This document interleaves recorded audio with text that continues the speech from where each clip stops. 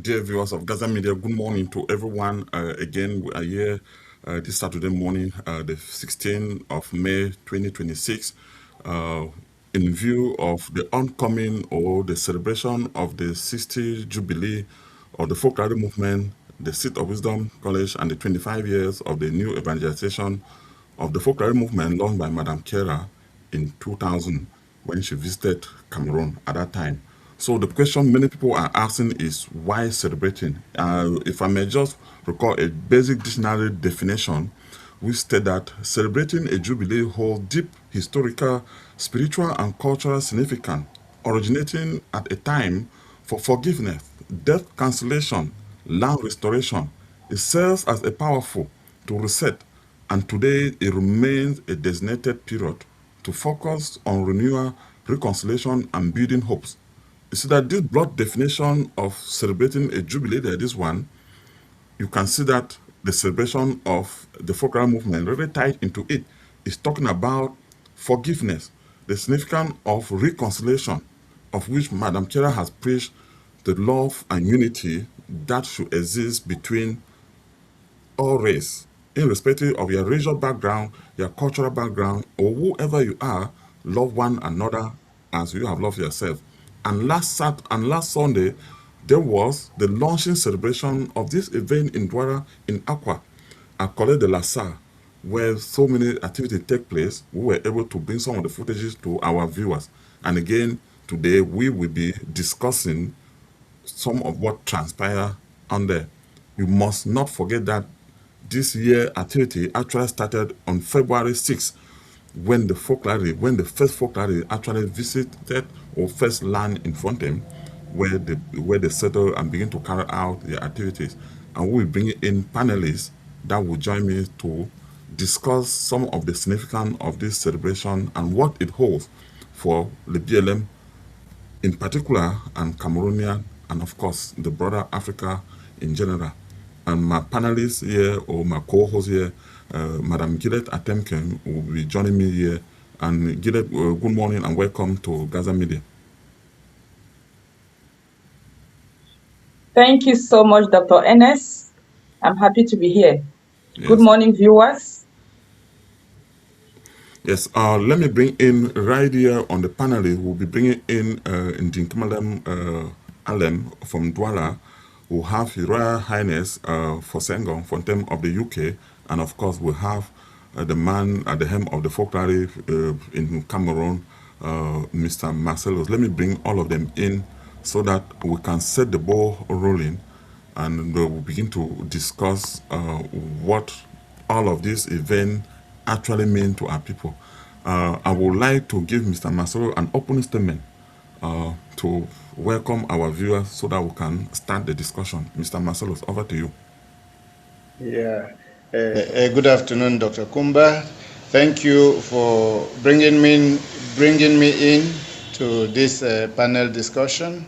Good afternoon, viewers. We are happy to be here to talk about the triple Jubilee celebration that is going to take place in Fontem. Yes, thank you for that introduction. And in Kamalem, you were at the event in Douala. You had the opportunity. The launching was in Fontaine. You were not there. Let me just give you the floor to do your opening statement.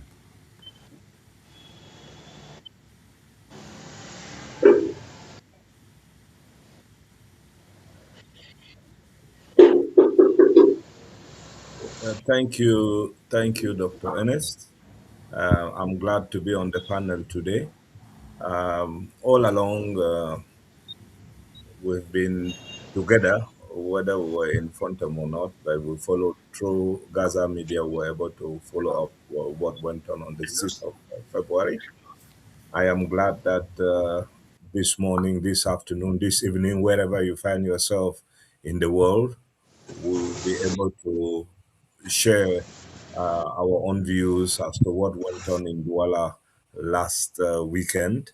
It was a very hectic weekend all through, and we are happy that God carefully enabled us to navigate towards the season. First of all, there was no rain as such.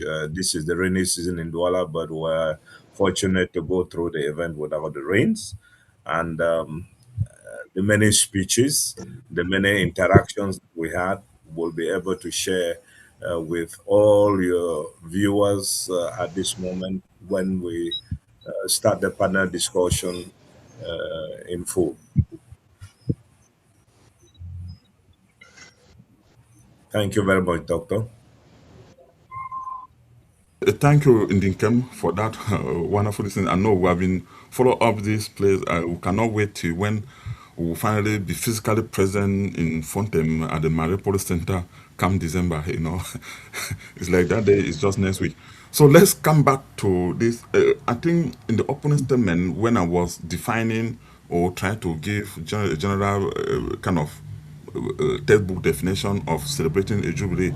It talk about reconciliation. It talk about unity. It talk about forgiveness. I think that speaks to the core of what the Focolare really stand for, Mr. Marcellus.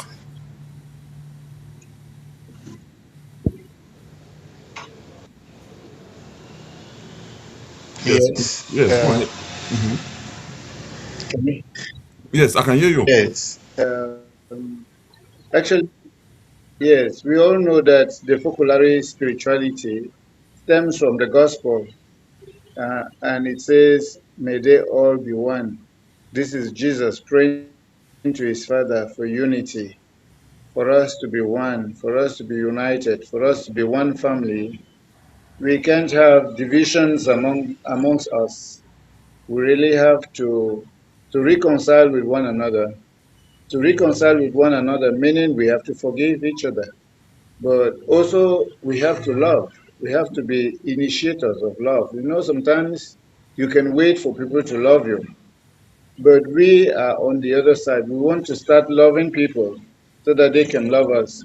So at a point where we've gone through the crisis, at a point where we have differences in opinion, at a point where we are pushed left and right by different things that we go through in our daily lives, we are called to celebrate, first of all, what we have achieved so far, because we at least know what the Focolare has represented all these years, during these 60 years in Fontem. And we've braved even the crisis, and we are still going ahead, talking about unity, bringing people together, wanting that people can live and love each other as a family. That is it. So you're right to say celebrating a jubilee is a call for reconciliation, is a call for unity, is a call for love, it's a call for forgiveness. When we enjoy, some of these things fall apart by themselves. So jubilating, we have to be a family. We have to be all in unison. I mean, celebrate, so that there shouldn't be any division among us, but we should strive to love, so that even among us we can enjoy that bliss that God promises when people love each other, that He would be present among them. Can you imagine that in our fountain? We can live a day and say, yes, God was in our midst. He lived with us. I think we should aim high. We should aim high, because it's not just the food and drink, but it's also this height we want to reach, where we can say we are all sons and daughters of the same Father. Yeah, and I think it will be an achievement. And when he is there, he comes with a lot of gifts, I can assure you. He promised joy, peace, he promised zeal, strength. So there is so much that awaits us when we come to the celebration. But right Yes. now, we have to start preparing ourselves by reconciling with each other. If I know my neighbor has something against me, before I go to the altar, let me first of all go reconcile. Then I come and I go. Then we are really living the gospel. Yes, thank you for that wonderful explanation. At least I think that is what everybody hope for, and I hope that people are listening and they'll really, at least, really get some of this word and really put it into practice.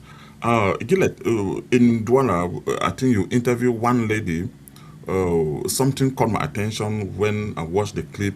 When she said she was so amazed for her first time to see that a church, the Christian community, so to speak, with the traditional authority will kind of intermingle together in that kind of uniformity or in that kind of union that we are talking about, without saying I'm a traditionalist or I'm this, but the spirit of togetherness.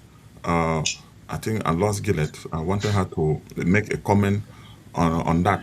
When you interviewed that lady, when she was really passionate, seeing the funds of the BLM who were present there in church, I mean, speaking in that kind of one voice, so to speak.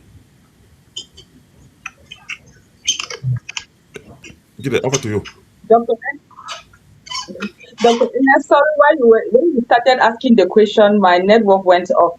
I just got the last part of your question. It's like I'm trying to anticipate what you said earlier.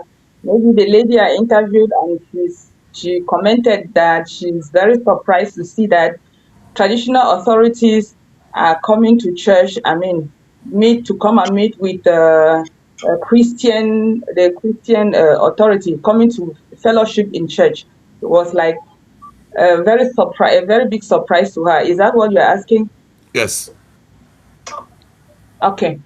Yes, indeed. That particular celebration, it was like living a particular history of the Libyan people.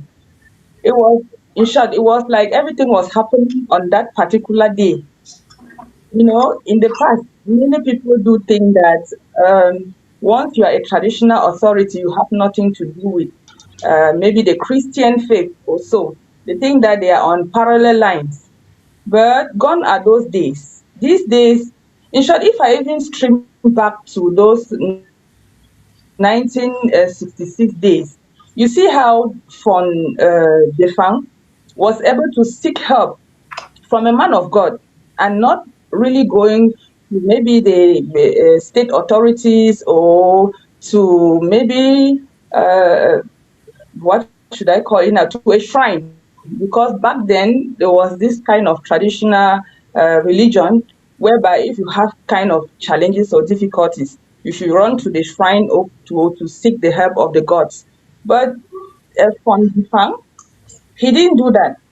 He went straight to the man of God to complain what his people were going through, complaining to Bishop Julius Peters, telling him what his people are suffering from as illnesses. So right from those days, the 1960s, you see that the people of Lebialem always have, in short, they don't really want to dissociate themselves. I mean, the traditional authorities, they don't want to dissociate themselves from Christianity and focus only on African traditional religion. So this lady was so amazed that traditional authorities were in church, dancing, worshiping God with everything, in short, doing everything, contributing to the success of the man. So this was a kind of a surprise to her. But that is the time where we are living now, whereby, yeah, you don't have to just say, oh, I am a traditional authority, I have nothing to do with Christianity. So we bring all those things together, and that is the gospel of Kiara. He says, may all be one. So my kind of worry, Dr. Ernest, is this preaching or this ideology of Kiara. I'm wondering whether our traditional authorities were able to keep all of this. When I listened to the speech of Von Jumeto, in short, he was even moved by emotions. He almost shedded tears. It was like the impact of mutual love was being taking place at that particular moment. So my worry is this this tripartite pact of mutual love that was signed between him, the son of Fontem, and Shera. How do we transmit it to the younger generation? Because those are the people that are going to carry it forward. So I don't know, maybe Mr. Marcelo can help us in that part. He is part of the Focolare. What do you think can be done So that this pact of mutual love that was signed by our traditional authorities and carers, how do we now make it to continue for a long-lasting impact in the community? Okay, yes, thank you, Gillet. I think before Mr. Marcelo put his thought together, let me go back to Ndinkamalem first. And he was there. He put this show. He lived in Douala. I think he contributed significantly to the success of that event. And I want you to maybe just walk a little bit how you navigate, putting all the logistic, inviting the bishop right from I think right from Edia to come and say mass that day. Maybe the challenges. How were you able to work with Mr. Marcelos and all the committee to put that together? Thank you very much, Doctor. Again, during this Jubilee celebration, we are learning something. We're in the school of formation as to how the Focolare movement operates. We have a central organizing committee. The central organizing committee empowered us in Douala to stage the event, and we all worked as a group. It was not one person, it was not an individual, it was a huge group working as one. And that is what Kera has always preached, that we always have to work as one. We have to be one another's keeper. So the few people who were seen on that day were actually representing a very large organization. And we also learned, I thank you for that question about the bishop, because I received a call during the week from Muyuka. And somebody asked me, this thing is happening in Fontem. Why did you go and bring the bishop from Edea? There is a group called the Bishop Friends of the Movement, and Mr. Marcelo's interfaces with them very well, and that is why the Bishop of Edea, happening to be a bishop friend of the movement, presided over the launching ceremony at Collège de la Salle. I would also want to take on one aspect of the speeches that has not been adequately reported. The founder of Fontem, in his speech, I think he laid a lot of emphasis on the Bangwa people being a dancing people. But he did not mean the mundane dancing or going to the nightclub. He meant dancing in thanksgiving. And when you do things in thanksgiving to God for the many blessings He has given you, you would also get out to this result that we had last Sunday. And as Juliet has actually, Gilead has actually reported, Fonjumeto was the one of the only survivor of the three who signed the Pact of Mutual Love. And this is where everything got so emotional at one time. And we also felt the same, because they were the authorities in front with Clara on that 7th of May 2000 in Conjumato, when she actually held their hands together, and together they signed the pact. But his message was a little bit more profound. One, he is an ex-student of Seat of Wisdom. So he did not only represent the traditional authorities, he represented a concrete achievement of the movement on that day, because we could see an exit of wisdom student, a traditional authority, and a son of the soil committing himself and rededicating himself to the message, because Kiera's message delivered on at the Azi Palace and subsequently in Fonjumeto was, as she reported herself, something that came on the spur of the moment. She said, God kept telling me, speak, speak, speak. And at that particular moment, God gave her the inspiration to seal that pact of unity with all of us. So Douala was actually an experiment in this, an ongoing experiment, as Gilead asked, how do we pass it on? We could see that the founder of Fontem himself reported that he is a miracle because he was born into the Mary Health of Africa. He was born at the Mary Health of Africa Hospital, and during a trip to Europe in 2025, the midwife who delivered him from his mother came up and said, I'm the one who welcomed you into the world. So you can see that all through what we are doing, it is actually a work of God. But I would end by saying that Douala last Sunday may not have been what we expect, because we would always expect better from any human organization. However, Kiara said, if anything is of God, it must have its challenges. And challenges there were, because what we expected, we may never have gotten to it. We expected a lot of money. We raised money. It was not enough. And behind it all was the concept of bringing the message to the people. And I think this is where Gaza Media and other media houses that were present have done creditably well. We want to thank you for that. And you are still doing it.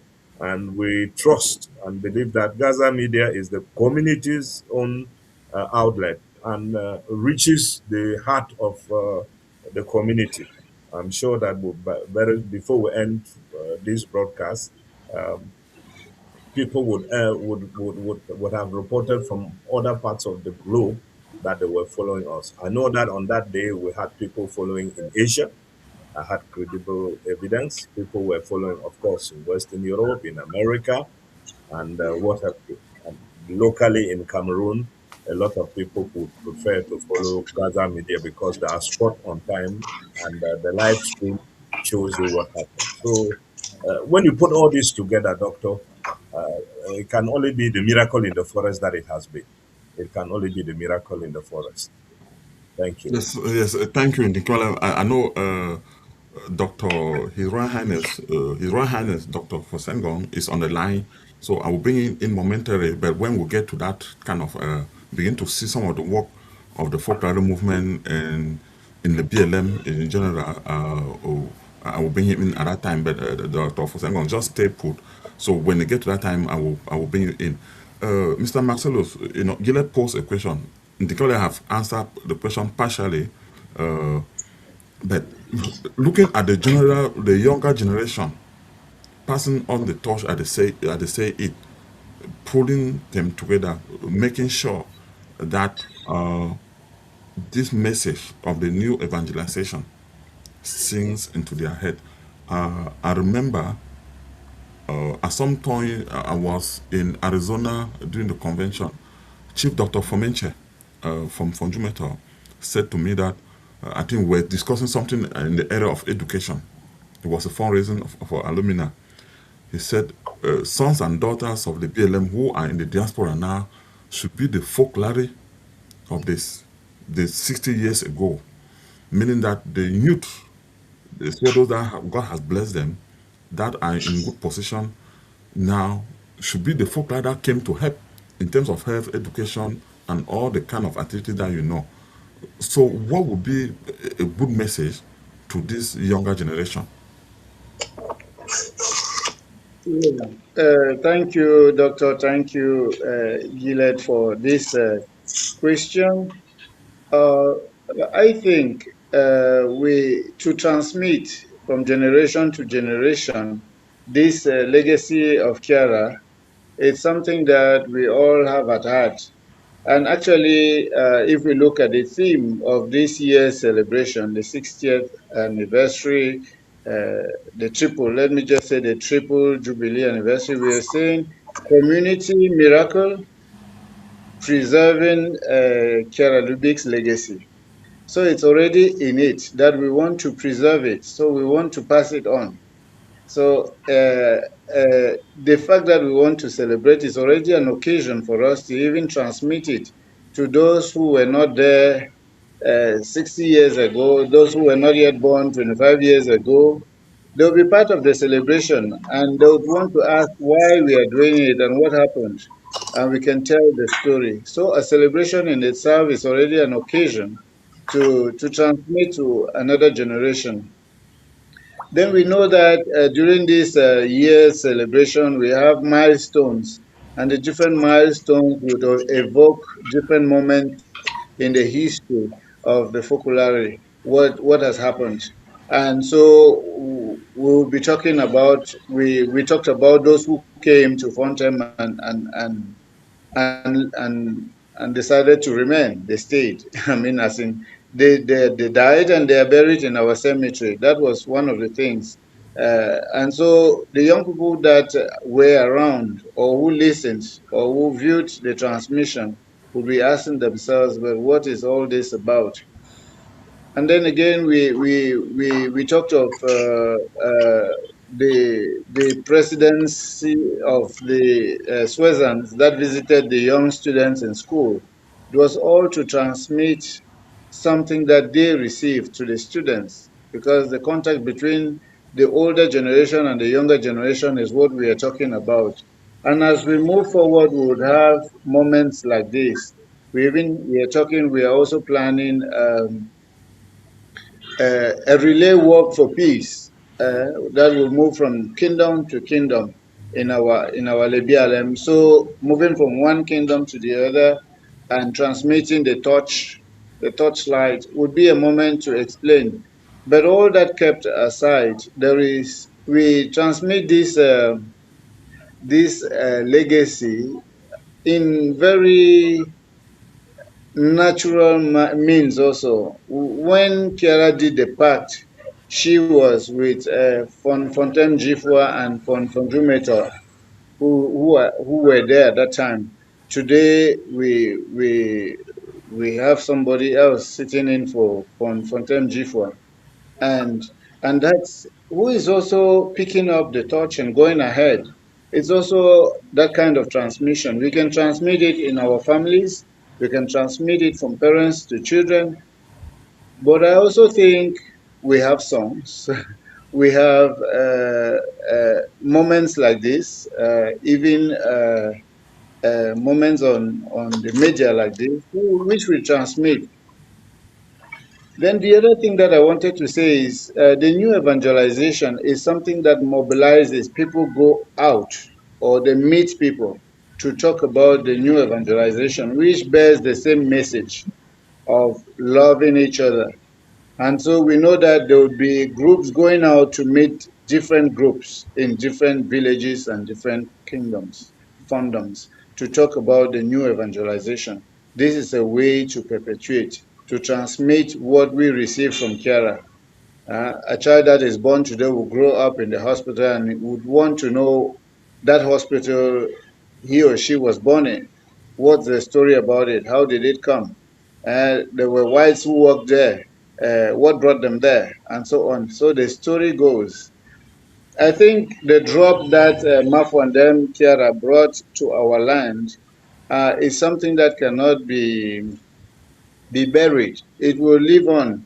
It will live on because the Bangla person and the Focolare movement has become one thing, in the sense that if we see even the mobilization that has been done, even to restart Seed of Wisdom after the crisis, if we look at the involvement of the Bangla person or the Lebialem person to help the hospital get to its feet, we see that it's become one family, and this is Kiara's dream. And she herself, when she was alive, said, people will come to this valley to learn how to love. And I think that day is coming.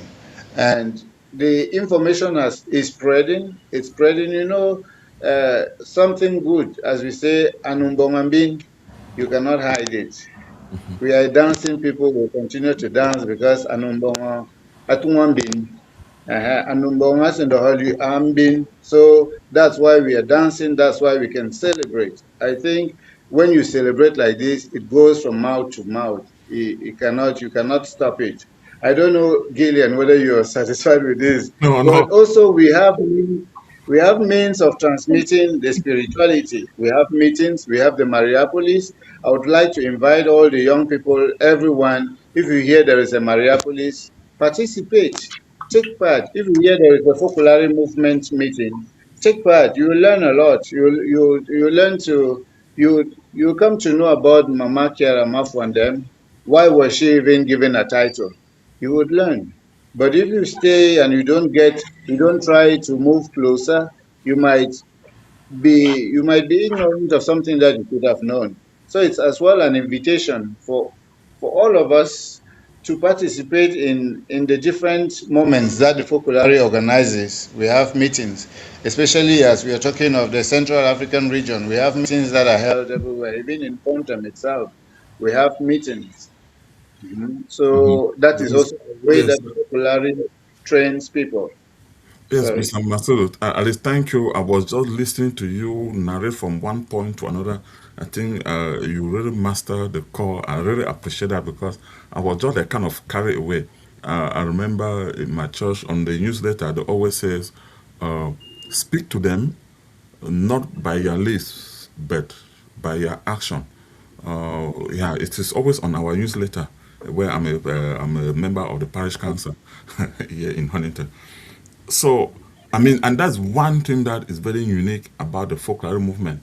Unlike, I'm not here to criticize any religious group or whatsoever, but unlike just preaching to somebody, you were not just preaching, but you were doing other things. You were giving them education, you were giving them health, you were training them in the workshop, you were training them how to fit. I mean, there are videos that they even do farming that many people are not, that is kind of underreported. Apart from the Joe Dye that we know that used to rear cow and all of that, there's more. There's a video where she went to from Jumeto. I think there was soybean that when I was watching, I was like, hey, this I think that we really need to report it now. And talking about the impact of some of the activity, I think I will bring in His Royal Highness for Sangong to maybe chip in a little bit on the health, the impact. You know, sometimes we'll just say, hey, education, oh, Susan has graduated over 2,000. You know, sometimes we just throw this. But when you analyze it and bring it, you really see the real impact and why we should celebrate. His Royal Highness, if you are listening to me, can you vividly using your professional expertise, maybe try to just it gives your perspective and in terms of the health impact that the folklore movement and the mental health of African hospital has done to the PLM people and even far beyond. Yes. I must thank you for giving me this opportunity, Dr. Kumba and the Gaza Media team. Not just to me, but to the entire Lebanon, the BLM, and the wider audience of the Focolare movement. Yes, before I do anything, first of all, I must want to give an apology in the sense that I am the co-chair of the communications committee for this Jubilee celebrations. The chairperson is Intimalem Gregory there himself. Why the apology? Because when we sent the message out to the wider world, we were expecting a full house of six experts who have the knowledge, experts on Focolare and the territory of Leban and Lebialem as such. So unfortunately, Henriette Zulu is stuck in traffic, and so she's in a coach and she could not join in because of delay in the travel wherever she's going to. Same with Nkweta Vincent Kefwa, who is the president of Sueza. He too was meant to be on the panel today. Her Royal Highness, my member for Fontem, Mrs. Christina Song in Chang, is having connectivity problems, and so that's why she could not join. Terence Atem, who is the sixth panelist, also got stuck. Good news, the son is graduating today in cyber security in the US, but somehow the deliberations delayed, took longer than anticipated. I want to give that apology. Why? Because I was never meant to be on panel. Having said that, I'm the backroom staff, making sure that what we planned for the Jubilee communication is going on smoothly, which is why I've been sending out all the messages. Having said that, again, as Dr. Kumba, you stated, I'm a public health consultant, and I'll pick on that as to how this the Focolare movement, what impact they've actually had over the 60 years of unraveling the miracle in the forest in Fontem. And before I even say that, who am I? For Senghong Fontem, I am the ambassador of the Fund of Fontem and the BLM chiefs across Europe, by virtue of the fact that I'm based here in London, Kingston upon Thames. But my base in Lebanon is actually in Nchonje, in Azi. I am also the public health, like I said, public health consultant. I work in the public health system in the UK. I've told you about my role in this Jubilee committee. Now, let's focus on specifically as the opportunity you've given me. What is the actual health impact of the Focolare movement? I must say that I can go on with this forever, but given for want of time, I will want to remind people, those who can, if they cannot access the book, they should send a quick message to the communications committee, and we'll direct them how to access it. There is a book called Fontem de Fang, Reminiscences of Leadership in the Post-Colonial African Kingdom. This book was published, edited by Michael Fontem Taku. It was published about 20 years ago. That was by Nkemji Publications. That was in 2008. That was 18 years ago. Why am I giving this? Because there's a lot in that book, a particular chapter that we wrote by chapter was written by the Bangwa Focus Group. The Bangwa Focus Group, we're looking back at the key protagonist of what we are celebrating today. His Royal Majesty Fontem de Fang played a key role in bringing the Focolare to Bangwa land. So in 2008, a book was published where we were looking back at what role he had actually played in the development of our land. And then one of the things that we had to look into there was what impact that the Focolare have actually done in health. So the Bangwa Focus Group was put together, which I coordinated from London, but it included people like Mbeta Song, Her Royal Highness Mafo Fontem, and a few others. We were looking at health from the wider perspective. Those who are not familiar with health, I don't want to go into a lot of theory here, but there's a consensus that was taken in Gothenburg some years, 1999, where when you want to assess the health of anything, you have to look at the number of areas and what those areas have actually done to improve the health of people. So it is from that perspective, that's the effectively the formula that we use to look at the mirror through which we looked at the Focolare movement. And to us, we see the Focolare movement. My colleagues on the panel have focused a lot on love and the spirituality of the movement, of what Kiara was out to give. Yes, the spirituality is important. That's what actually manifested in getting Kiara to Bangwa land in the first place. But I want to say that aside from that spirituality, let's look at the pastoral side of things. The pastoral side is where we want to focus on. So we then say, we look at the Focolare movement as a divine manifestation, as a divine policy. And from a public health perspective, consultant in medicine, I will say, what has that divine policy had to influence the health outcomes of people? So after all that background, let me just say that the focus group, the Bangwa Focus Group, then set itself out and they asked a number of questions. One of the things they looked at was, of the obvious one, the creation of the hospital, the Mariapolis, the health, the hospital of the Mary Health of Africa Hospital in Mvo. This hospital alone, when we did the assessment going back, before the unfortunate war in Amazonia started, this hospital was delivering 35,000 consultations a year. 35,000 consultations a year. And a lot of the time at very minimal cost to the people. The people were benefiting from 35,000. That is a massive impact that is had in terms of the hospital itself. Now, the hospital was also carrying out health promotion campaigns. If you go back even from when the Focolare arrived our area, the miracle area, as we say, we talk about the poxes, we talk about the sleeping sickness, all the challenges that were happening in the area. It was again thanks to the impact, the health promotion, the health protection impact of the Focolare movement as a divine manifestation, that a lot of these things are now stories in the past. We shouldn't forget, for those who might, we shouldn't forget by the time they arrive, we're having mortality, life expectancy of about close to 95% in other words, for every 5 children being born, only one who actually survive, barely survive even up to their 5th birthday. This is how bad things were. But thanks to the intervention. So these are the impacts that I'm beginning to rail out. Now, this is the medical side. Let's look at other areas. We all know the school, the Seat of Wisdom College, education.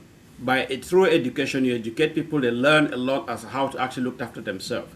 Again, that also had significant impact in improving the health of the people in the area. Let's go a little bit further than that. Outside of the school, they created a nucleus for a nucleus for enterprise. The workshops and the engineering or the motor mechanic garage that were created in the area. Those are all things that improve the income expectation of the people, the income outlook. So I've mentioned about the actual medical, which is the hospital itself. I've mentioned the impact of the wider health promotion that they were taking in the area over the years. And now I've also mentioned the impact of the school, the education, the role of educating people so that to be able to access information through education. That has had positive impact on health in the area. And then the counseling that they've been doing over the years. So what I'm saying here is, if you want to go into a lot of deep dive into all I'm saying here, go into this book, Fontem de Fang, which I mentioned, Fontem de Fang, Reminiscences of Leadership, or send a WhatsApp message. We'll arrange how you can actually access copies of this, those for the audience. But we have a lot more elaborated there. Now let's go a little bit further and say, okay, I've listed that from the Gothenburg Consensus, we looked at the Focolare as a divine policy. It has impacted health on people through hospitals, through schools, through health promotion campaign, through increasing the income likelihood of people through the workshop before the war came. These are all avenues that were doing a lot of fantastic things work in the area. Now, the question now is, where do we see ourselves? We are now in a celebratory year. We are celebrating now. Where do we see ourselves going forward? If Mafo, then wherever she is today, I think Mafo wants to know whether have the Bangwa people, have they come of age? What have they come? What's the maturity? What have we done? What have we learned from all these 60 years that we can say that we're moving into sustainability of all these green shoots, all this wonderful achievement, this miracle that has been created in the area? What's going in the future? The future has to be one of partnership. If you want to achieve even greater gains on this health impact avenues that I've been describing, the future has to be partnership. Now, the partnership means that while at the same time we're looking at the evangelization of the Focolare movement, we perhaps look at also the evangelization underpinning the meaningful transfer of empowerment of the Bangwa person. It might mean, for example, creating schools, creating health training facilities, to train health personnel who, from a religious perspective, how about think about creating a health institute which is actually owned by the Catholic vision, by vision of the Focolare movement. How about that? Now, that's one other aspect. The other side of it about sustainable, because all these are gains. I know the war has settled back 10 years, but there are gains that are very real that we need to preserve those gains and take them forward. And the next step now on that, when I talk about partnership, it's maturity. We need to show that we've come of age. We've been talking about a way of financing Bangwa land development in a sustainable fashion. The financing of that, we had a lot of discussion about a sovereign fund.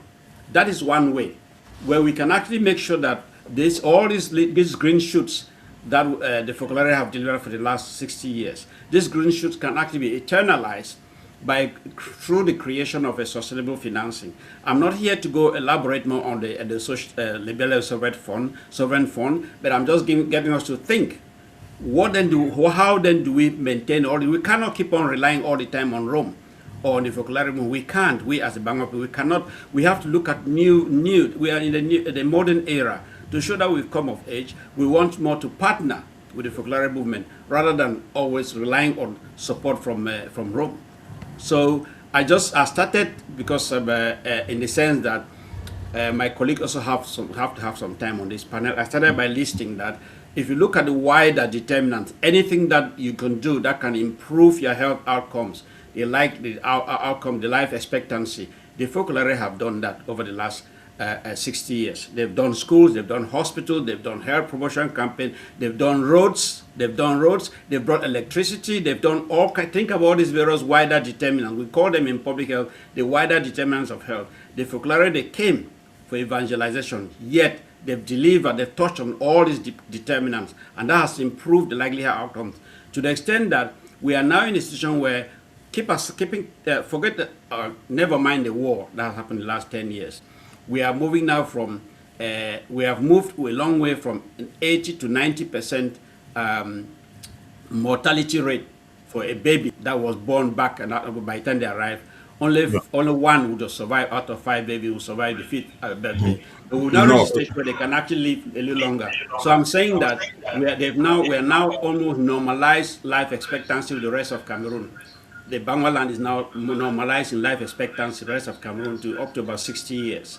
Now, and of course, people are already getting a lot older than that. But we're now normalizing His Royal Highness, I want to finish off by saying that while all those gains have been achieved, let's think about the next stage. The next stage has to be partnership.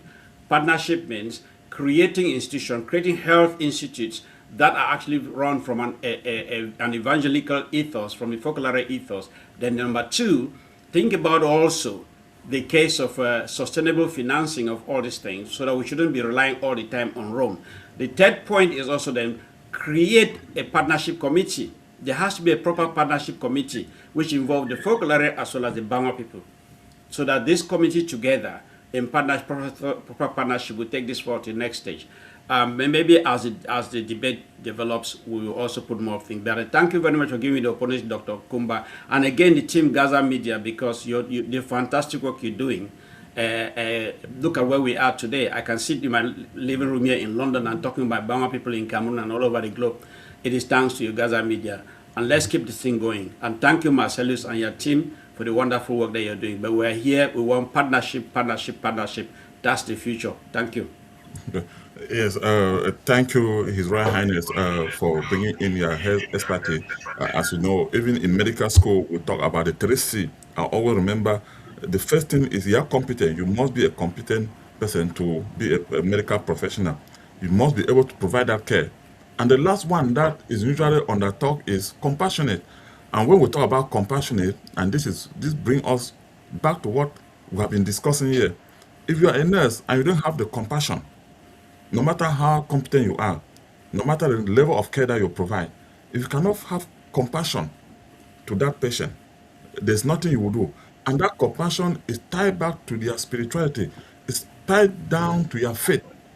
How you love that patient, how you see that patient as yourself, without which you cannot really provide that care. And that is something that those of us that you hold this ideology firm into your belief, your level of care is always different from any other person, even when you are not that fully competent. But if you have that compassion, which I think, and that is one of the things that, in my personal opinion, I think Mary Health of Africa has stood out, where you see people leave Yaoundé and come to Fontem for care, because the care workers there, not because they are extraordinary human beings, but because they have that compassionate to care for people. Thank you, Your Royal Highness, for that wonderful presentation.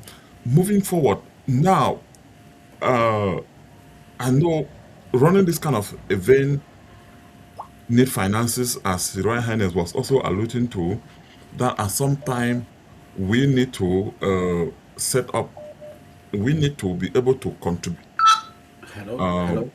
financially to Unfortunately, I'm actually on a let international me tell his conference right hand is for now saying that gone I'm out. actually taking. Uh, yes, sorry about the hitches.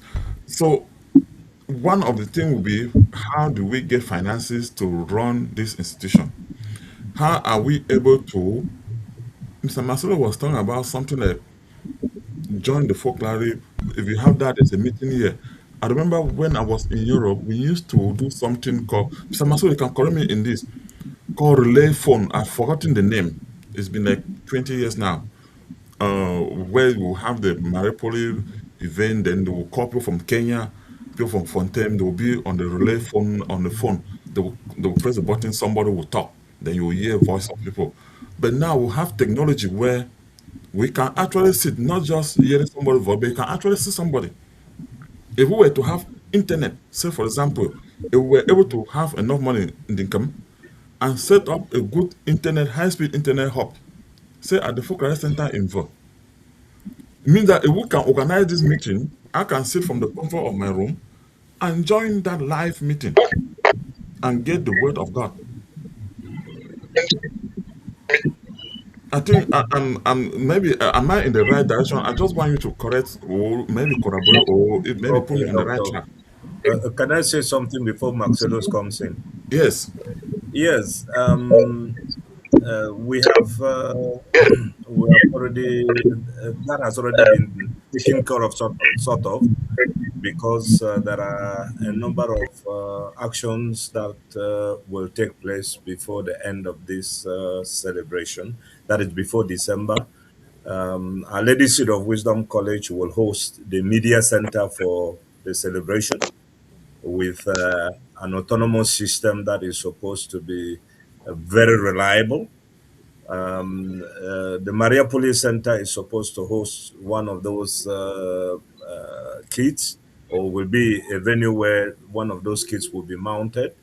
The hospital, such that whatever thing that is going on there we will be able to stream in a much more comfortable position. So we are thinking of getting some satellite internet kits that would be independent of what is on ground now, to a certain reliability and quality. Well, you mentioned something there that I think we should pick it up. Uh, the fund of Fontem last Sunday in his speech mentioned the fact that Kiara came with two things. Map Fontem came with two things, and all those things have materialized in our lifetime. She came with material goods. The material goods consisted of the hospital, the workshops, the college, and those things that you can feel and touch. But she came also with the spiritual goods that are meant for us to take to eternity. That is to transform us into the new people. The new evangelization is transforming us into new people. And this is where it becomes very intriguing. And I've had a question this week from somebody who was there, non Bangwa. They said, but why are you people talking about this Focolare? You are so passionate about it. You give you a lot of time and resources. No, they will not understand easily what it means. But let me take an example from what Fontem Jufor said. After having gone through training to lead the new evangelization, he needed first of all to go through training. He said, after all said and done, the new evangelization will make all of us, will send all of us into some sort of retirement, because that philosophy, loving one another, is much more profound. It's much more profound to be one another's keeper. So he told his friends, the chiefs, that very soon cases will not come to the palace. So the phone will have nothing to do. In the morning, he will get up and go to his farm as well, because everybody knows how to be one another's keeper. I believe this is a very important concept. And another, when I was answering to that person who asked me why we become so passionate about the Focolare, he was also surprised to see forms who are supposed to be people who don't really take on the spirituality that much. And the answer I gave him was, if you came to anything that the Focolare does is interreligious, we believe in each and every one knowing how to make a distinction between good and evil. This is the nitty gritty of the matter, being able to make a distinction between good and evil. When we were in Seat of Wisdom, and it's much the case today, nobody was coerced to live his or her religion. If you came from your family as a Baptist, on Sunday the college will organize for you to go and worship in a Baptist church. At that time, there was no Baptist church, there was the Presbyterian church. And I know even the president of the Douala chapter of Sueza today, she was a Presbyterian and has remained a Presbyterian till today. But she's a great militant of the movement. And this is why Kiara won so many prizes across the globe for fostering interreligious dialogue. So the essential thing that we are handing over to future generations is to train people who can know the difference between good and evil. Most of what has been the trouble that has before that has that we are into today is that people take the normal things for abnormal things and do not do things well.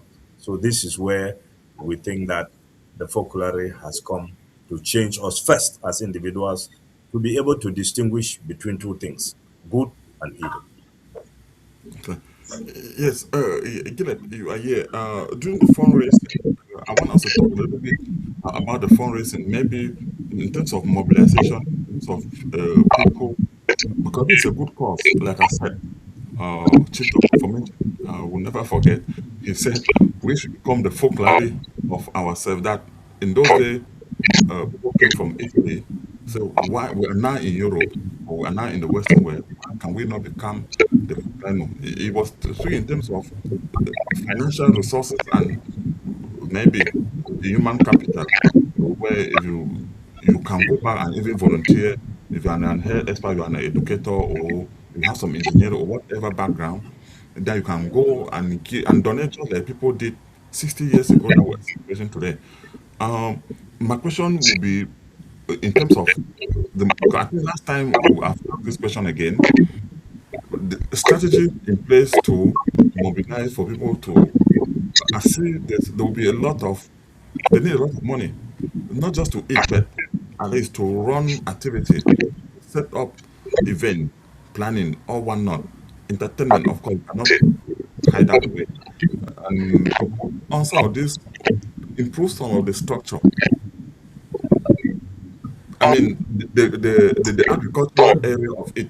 This is something that we really need to work on. We as the BLM people and say, hey, how can we use what I think Hiroy Hane was talking about partnership. How can we use what the folk I have as a catalyst to be from there and maybe even begin to train some youth too in the area of agricultural technician or what have you? So I think I don't want to digress a lot, but the thing is, how far are we going with mobilization of people, sending the message out, getting a little bit of contribution from left and right to realize this jubilee? We directed to you. I didn't get you well. The sound is That question not directed to not Yes. Okay. Yeah. Gillet. Yes. First, Gillet. I want Gillet to. Yeah. Gillet, you were there. Maybe Gillet can paraphrase the question in terms of fundraising, the way you saw the fundraising went by, and what are other strategies to continue the energy so that enough can come in, even though it will never be enough.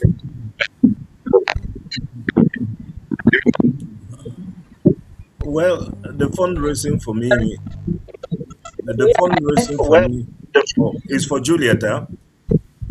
Yes, other person, get it, go first. Go first, maybe throw more light so that and you can pick it from there. Go ahead, Juliet. I'll come in. Let me put the question right. If I'm just coming, if I come in to appreciate the question the other time, the question is, what are we doing to that Kiara left behind to the younger generation? Because if you look at the theme of this celebration,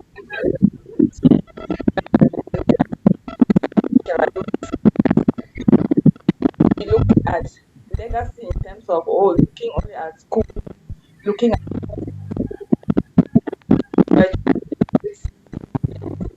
but me, I'm looking at the genesis, the root that produced all those things. What brought about the school? What brought about the hospital? It is Kiara of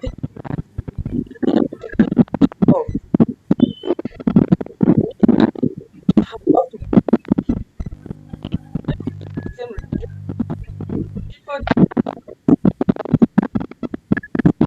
didn't rise deeply to come to the Bonga land, and all she did was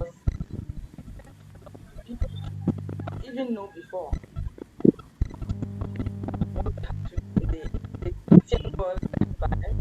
People are only looking for those who they can love. So it is thanks to this giving out love generously. It is this attitude that prompted her to invest in the area of health, in the area of education, and all what we can see and touch today. That is the reason why I keep holding Mr. Marcelo's. What can we do to pass this across to other people? And of course, there is no way we can be able to talk just literal way, preach it out. They don't live in it. I really admire Kiara a lot because she didn't just speak love, she didn't just teach people love, but she acted. She did the love, offering the Bangla people. She was able to contribute to make sure that the health service, the educational service is there, and that is what love really is all about. I can imagine I was growing up and the quality of health services that we were receiving from Mary Health. I mean, when you get sick, you go to the hospital, you pay just a little amount of money, and you'll be able to receive treatment, quality treatment, not just small treatment. And when you get there, that's the way they will pump the hospital, just the one and pump the health. And all of that, just as Dr. Ennis was saying, that being compassionate about what you are doing is the food that to raise funds a whole lot.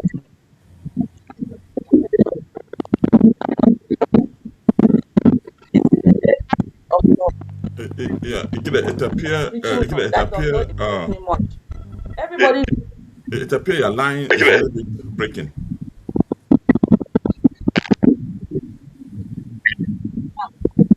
Sorry about that. Yes, Gide, you have some hitches on your network. My goodness. Did you get a little bit of what my focus was about? Yes, I think I got your focus. The same.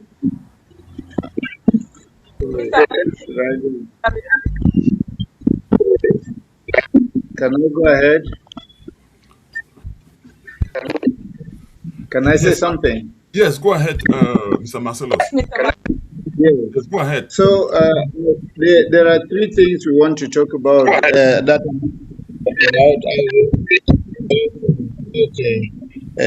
Juliet just this transmitting the culture is actually that people do talk the way they do things. So for us, the Focolare members, those who have contact with the Focolare spirituality, we know that love is concrete. Love is not just the preaching. Preaching is actually, the world is full of preachers, but very few who do. And the Focolare, if they've been able to touch the heart of the BLM person, is because they are concrete in their ways. As you say in yourself, when somebody is ill and goes to the hospital, the way that person was attended to made things different. And that's why people could come from Yaoundé or elsewhere to go to Fontem, because we want to be concrete. Love has to, Kera used to tell us, you have to fold your sleeves in order to say that you're loving. And the love has to cost you. If you're loving somebody and you feel like it's not hurting or it's not taking something away from you, then you're not yet loving. Because if you say you want to listen to somebody, just listening, you have to be quiet in order to listen. And sometimes you want to speak, but because you want to love, you have to be quiet. You're quiet to listen. Or if somebody tells you, go with me to the street, I want to buy something, you're sacrificing what you should have been doing, and you go with that person. So for us, love is very concrete. It's a culture. It's a culture. And Kera always tells us that there is a culture, the culture of love. And in the culture of love, you have the culture of giving.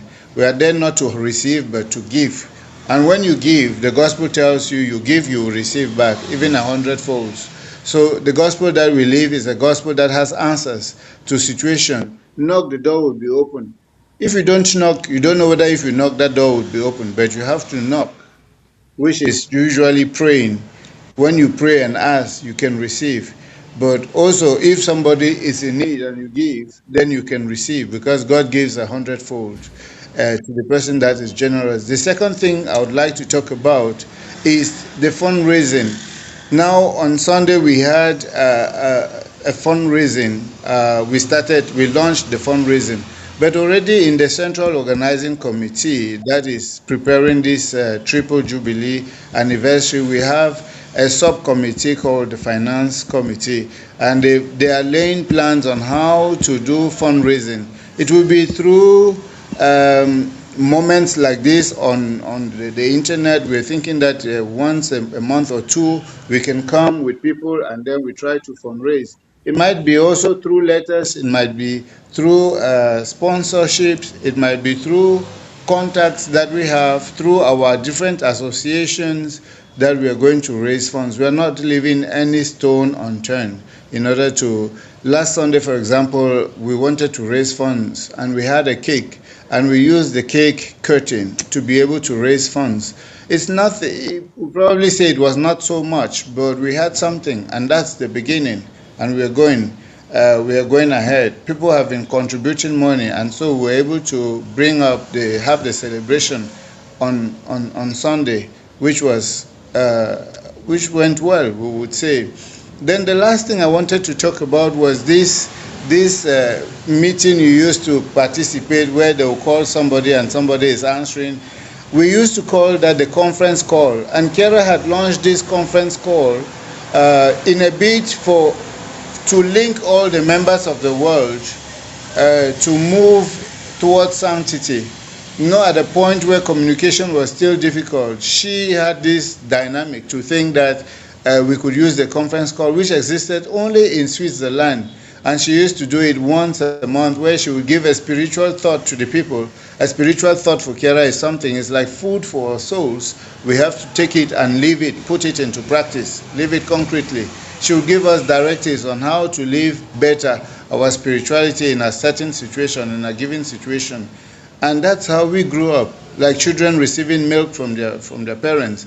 And these messages, thank God, because Kera was bent on, she wanted to leave communication. Most of this is taped, most of this is written, so people can read, people can listen, and then this lives on. It's not like it's going to be erased. So somebody wanting to know what it is can still listen. So much is on YouTube, so much is on the internet from Kera Lubick. And so this message was to make all of us move together in our journey towards sanctity. We used to call it the holy journey, the holy journey.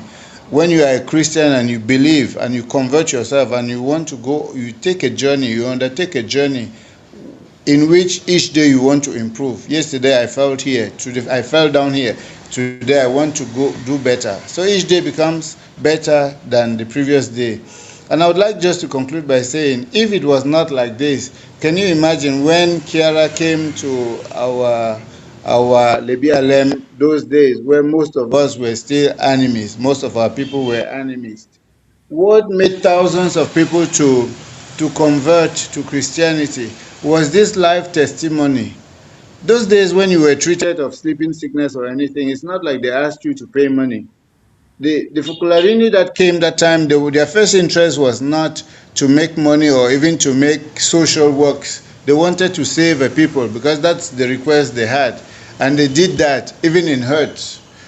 Some doctors will not accept that kind of condition to work today. They will be fearing their health and saying that we will get infected by this or that and that. These were medical doctors from Europe who came and humbled themselves to that situation to give us what we had. And this was testimony, live, in front of you. The way you were handled by a doctor made you feel like you were a person, not an animal. And so people believed in them, in what they were doing. And if they opened their mouth at the end of that, that was very convincing. And that's why we had a lot of adult baptism, something that, as we can read from books, thousands would be baptized at a go of adults. And so these testimonies continue today, even though times are changing. But there are thousands of people out there in different regions of the world, in different countries of the world, doing their best, living life according to the gospel, putting it into practice in their families, in their social milieus, so that the life can be better, so that all may be one. The dream is still there, and so we're inviting others to join us. And if you learn how to give as well, and then you see what happens, because the gospel gives you promise. When it tells you do this, it promises what you have after that. And that's why we get stuck. Some of us are stuck in it. I would be able to say we're stuck in it because we are seeing the fruit in our daily lives. Otherwise, why would I be in it? We see fruits. And if somebody wants to see, try it. Yeah, Mr. Ambassador, thank you so much. Yeah, no, you are not stuck. You are not stuck in the kind of a way that people would think. No, we are stuck in it. It's positive. We are stuck in it and Yeah, happy to be. yeah, possibly stuck in it. Yeah.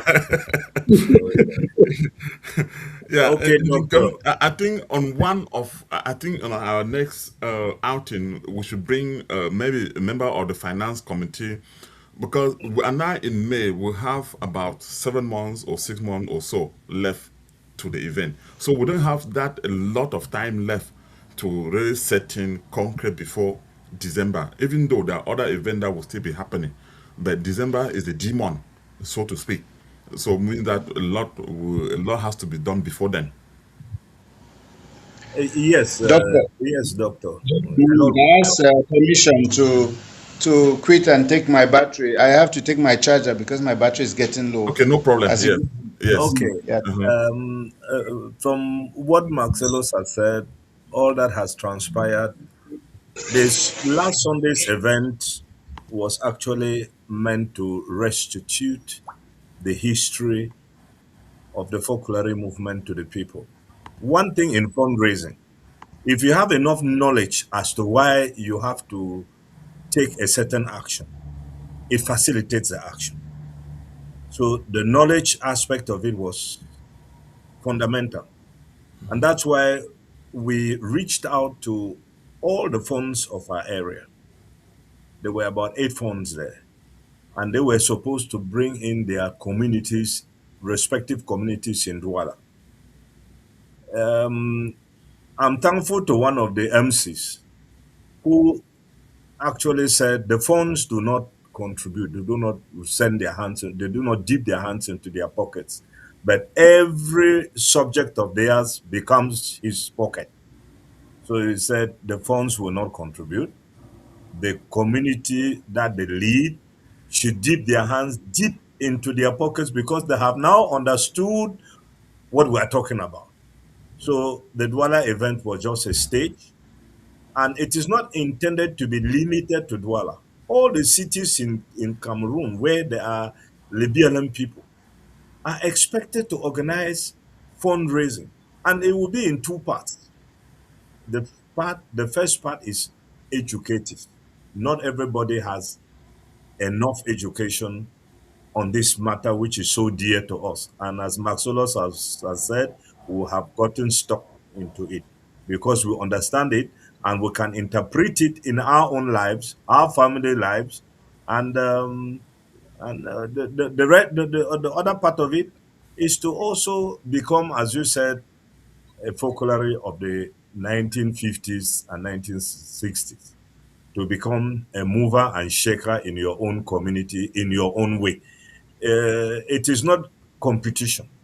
It is not a show, because God loves the cheerful giver and was instead more interested in the widow's mite than giving out of affluence. This is something that I had to contend with on Sunday as well, because somebody sat by me and was, oh, what will I do? I said, no, even if you don't have now, a widow's mite is what God will appreciate most.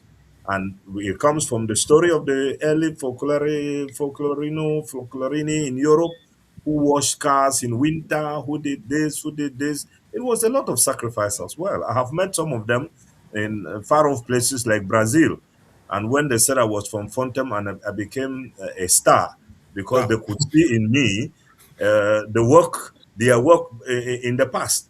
So when we talk about this issue, Douala last Sunday was just the launching part, and also an experiment to see how much our people know and understand the workings, how much they know and how much they understand the working of the Focolare. This is a training for all of us. And Marcelos has been at odds because he has to be the teacher and the follower at the same time. The red color we're talking about now is about financing, and that you must be transparent, you must be patient, you give what you have. This is the red color, and you can elaborate on all other colors, and you will see that all of us are involved at the same time as leaders and as followers. and I really want to thank you for that. And when we talk in terms of fundraising, I just want to give the vivid story. When I was in Europe with Nkambele, Dr. Cornelius Bele, so because we came from Fontem, right? We were the kind of gen at that time, so we just got to Europe. Before he left, he has already, because he was in Douala, I was in Boya, he has collected the number from the Focolare in Douala at that time. They gave him a number in Europe. So when we got there to the hostel, after a week, he called that number. So the guy, they drew, they come and pick us. Oh, you wouldn't imagine what happened when they took us to the Focolare in Leuven, in another city. We were the superstar from the building. People were coming and shaking hand. At that time, we had the opportunity to meet late Jackie, who was the former principal at some point in time.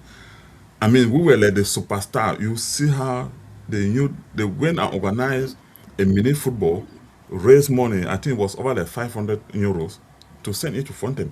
I mean, these were just white kids that they didn't even know. They just heard about the name, they just heard about the work. Then they saw us and said, hey, so you are, no, they were very inquisitive, asking questions. So you are from that place? We say yes. So they were just trying to ask questions. I mean, and just kind of, I just want to say it's something that when you've not come across, sometime you will not really understand. So, but I think it is an opportunity for everyone to maybe take a step back, listen, give a little bit of contribution, participate in one of the meeting or in one of the organization or in one of the church. If they are going for a retreat somewhere, if you have time, follow them. Just go there and just listen. You may be, and take home something, and who knows, you may finally become stuck too. So yeah. Yeah, I will share an experience. Now Marcelos now will listen to this experience maybe for the first time. I'm not used to sharing things that concern me. But my daughter, who is in Hong Kong, she's watching right now. It's also a testimony of the fact that she went when she was going to Hong Kong, she got the number of the Focolarini there, and they arranged everything for her. She left the airport, took the taxi to her hostel, and was at home. The next day, she went to their house, and she was very welcome. When she was graduating, we were in Hong Kong, and we had the possibility to share even Bangwa meals cooked in the Focolare. So you can see, I have also gotten word that the Focolare in Japan has located one Bangwa girl in Japan. So that is the global family we have become. Can we be thankful to God? What kind of money can you give to God to have this kind of global spread and dominance? You cannot. I know of people in Australia who have been waiting for me to come and graduate for this long, because I did part of my courses in the Australian Maritime College. Mm-hmm. So, and they're all people who have been to Fontem. There is no single part of the world where you will go to today without seeing for somebody who is sitting far behind and listening to you carefully because you are from Fontem. No, all the five continents. So we have really become like city on the mountain. We are the city on the mountain, and we cannot be grateful enough for this grace from God through Mafondam Kiara. Yeah, thank you so much. I think, Mr. Masoud, if you have anything to say, then Gillette can conclude for section. Yeah, Mr. I think Marcellus. it will be a chance, yeah, a chance to thank Gaza Media for the work you're doing, for your presence with us on Sunday. It was great to have you. We also thank everyone for what happened here on Sunday, for the mobilization, for everything that took place. We are grateful to each one. We thank God. We keep working. We go ahead because the journey to December continues, and we still have a lot to do. But God is with us. That's something that we can be sure of. That we are on our way to making it great. So let's move on. Encourage to everyone. Thank you so much. Yes, thank you both for coming. Gillette, let me turn over to you so that you can give us a closing remark.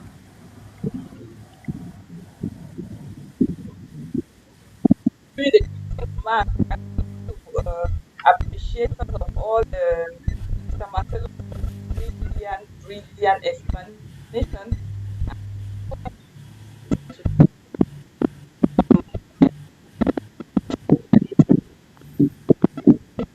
Yeah, by giving, you'll be able to give as much as possible to the best of. I would like to find out before uh, I would like to find out from you the significance of celebration first of all, and celebrating what is kind of this, the benefit of in coming will be the a perfect time to celebrate. And after now, what next? In just a few words, please.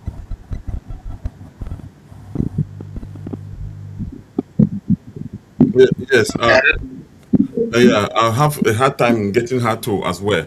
I don't know if she has a fan or there's something. Her network is not, but if there's, I think, Her bandwidth is not sufficient, I think and it so. is somehow general. It's not too more. It's not only on her part. Yes, it's a lot of gymnastics to have good bandwidth and stable internet connection these days. No, without which, Oh my no, yes, we can do that. We can send that message to you so that in our next segment or in our next outcome, we'll be able to, because this is a series of events that will take place. It is not today. It's not ending today. Of course, it is a year celebration of activities. Continue to do broadcasts, continue to mobilize, continue to educate, as we all have alluded. It is an educational process. I'm also learning a lot from it, especially from Mr. Marcellus, getting some of the insight. Uh, yeah, I think it's been a wonderful time. So let me let you guys go for now. Dear viewers, we have finally come to the end of this segment. Continue to stay tuned to Gaza Media, and we will be bringing you updates of what is happening, especially focusing on the live celebration of this event. As we have been explaining, it is not just going to be a one-time event. Don't think that, oh, February 6th in Mariupol Center in Blood was all about it. Don't think that the Aqua was all about it. There's still more to come. They have a program, a bunch of activities. I think in due time we'll come out with detailed explanation or with detailed analysis of the event and give that out to the public so that people can mark on their calendar and plan a little bit ahead of time when the event are taking place and the various locations. We'll make that communicate to the general public. I want to thank you so much. I've been your host, Ernest Kumba, co-hosting with my collaborator, Gira Atemken, who seems to be having a little bit of a network problem from Douala. I want to thank you and have a wonderful weekend. And bye-bye for now.